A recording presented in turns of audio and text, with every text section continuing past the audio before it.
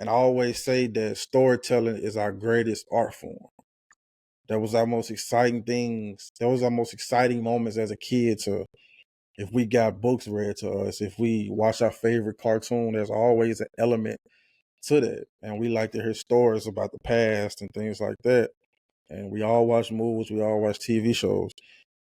And we just talked about it with the Kendrick Lamar video and how him, Dave Free, and the other guys that's in that bubble approaches filmmaking and storytelling. So the people that I studied, the Danny Gaverts, and he's one guy that I just been watching lately. He's a filmmaker that just released a film called I Think I'm Sick. And I haven't watched it yet, but I watched the journey and I watched the behind the scenes and things like that that he did and he conveyed to the world and what went into it. And I was just like, man, okay. I'm a big student of the game, and before I jump into something, I want to study it. I want to learn it. I want to do this. And oftentimes I tell myself like, okay, is there a such thing as too much studying? And of course it's not. Of course it's not. But we also have to get that experience. We also have to jump out into the water. That's the only way we're gonna learn how to swim. And so when it comes to storytelling, it's more so the sound of it. It's more so it's not necessarily the quality of it. I always talk about the quality over quantity. What I mean by that is not the image, the 10K, not 10K, the 1080p, the 4K, the 8K, things like that. You can tell the greatest story in the world from a phone. It don't matter it don't matter what type of camera you have, what type of this and that. You can tell the greatest story from a phone. Like, of course, you have to prioritize lighting. That is damn near number one, if anything. So yeah, more so storytelling is just sound, man. It's just the conveying sound into your films, conveying sound and the elements of that into your music videos and things like that. And I can just speak from my experiences. Like where I am now, it was a point of time to where, okay, let's plan for this. Let's plan for this video and let's go out and shoot it. And then I come back and I just like, I missed this. I missed that. I wish I would have did this. And that's where planning comes in. So like with the gospel video that we started, I want to say in April. Yeah, I think we started that in the second quarter, I think. Second or first quarter. And it was times where I felt that I was rushed through that. It was times where I was just like, is this enough? Should I do this scene? Should I do that?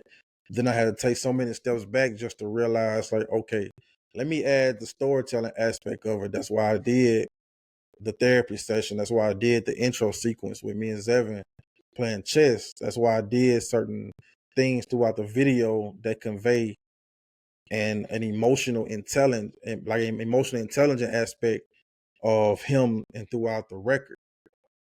And with the pop out video with Kendrick, with the videos that I've been watching in the past, it's like, man, the process. I always have these moments to where I'm doing something, but then I just keep getting stacks of knowledge every day. That's the same process with this album.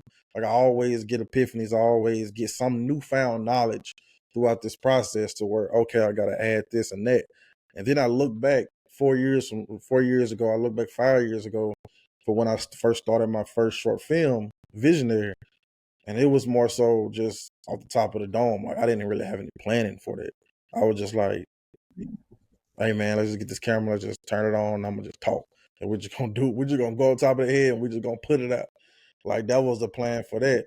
But the more and more I grew, the more and more I understood the true value of storytelling. Like, man, I was like, I don't have to rush. I don't have to rush. I don't have to put this out.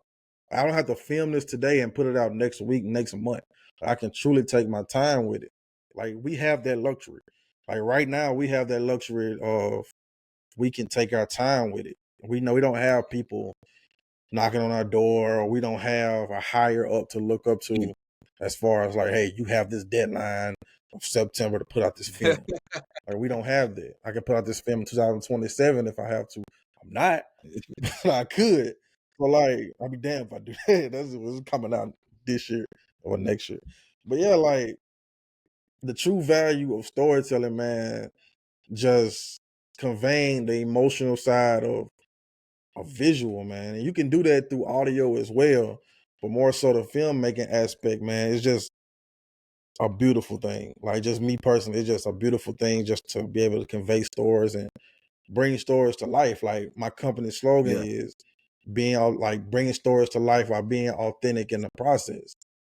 That word authentic means everything to me when I'm crafting something. Of course, I get inspiration from a filmmaker. Of course, I get inspiration from someone that's doing something similar to me on a higher level. It's always that. It's always there. Like it's always inspiration from someone that has done this, that has done the experience. It's never anything on a local tip. It's never anything of that aspect. It's always something much, much higher.